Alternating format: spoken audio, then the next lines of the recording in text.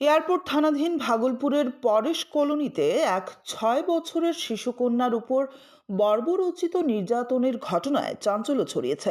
অভিযোগ, মাত্র 20 টাকা চাওয়ার অভিযোগে স্থানীয় কয়েকজন মহিলা শিশুটিকে হাত পা বেঁধে নির্মমভাবে মারধর করে। শনিবার নির্যাতিত শিশুটির বাড়িতে যান বামুটিয়া বিধানসভা কেন্দ্রের বিধায়ক নয়ন সরকার সহ স্থানীয়রা। বিধায়ক সরাসরি শিশুটির সঙ্গে কথা বলেন এবং গোটা ঘটনার খোঁজ খবর নেন। পরে সংবাদ মাধ্যমের মুখোমুখি হয়ে তিনি এই অমানবিক ঘটনার তীব্র নিন্দা জানান এবং অভিযুক্তদের বিরুদ্ধে কঠোর আইনি ব্যবস্থা গ্রহণের জন্য প্রশাসনের কাছে আবেদন জানান। পুলিশ সূত্রে জানা যায়, এই ঘটনায় দীপালি বণিক, কাজলী সরকার ও মন্টি বিশ্বাস নামে 3 মহিলাকে গ্রেফতার করা হয়েছে। তাদের বিরুদ্ধে ভারতীয় ন্যায় সংহিতা বিএনএস এবং juvenile justice child rights protection আইন 2015 সেকশন 75-এর অধীনে মামলা রুজু করা হয়েছে। ঘটনাকে কেন্দ্র করে এলাকায় তীব্র ক্ষোভের সৃষ্টি হয়েছে। শিশুর নিরাপত্তা ও ন্যায় বিচারের দাবিতে দ্রুত ও দৃষ্টান্তমূলক শাস্তির দাবি জানিয়েছেন স্থানীয় বাসিন্দারা।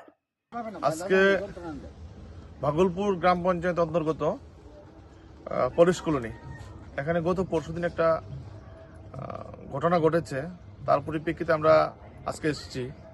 আমরা সিপিআইএম কামাংলাট আর ভাগলপুর এরিয়ার যারা নেতৃত্ব আছেন নরসিংহ লোকালের, তাদেরকে নিয়ে এখানে এসেছি। তো ব্যাপারটা হচ্ছে, আমরা সোশ্যাল মিডিয়াতে দেখেছি এই যে ভাগলপুরে একটা নরকীয় একটা ঘটনা ঘটেছে। কারণ একটা বাচ্চা যেটা স্কুলে নার্সারিতে পড়েন, এই বাচ্চা নাম হচ্ছে শ্রাবন্তী দেব, বাবার নাম বিশ্বজিৎ দেব। তো ওই শ্রাবন্তী দেবকে গত পরশুদিন তাকে হাত পা বেঁধে এরকম অবস্থায় রেখেছে, সামান্য অল্প কিছু টাকা চাওয়ার একটা দোষারোপ করে। তো একটা নরকীয় একটা ঘটনা, একটা বাচ্চার সাথে, তাও একটা মেয়ে বাচ্চা।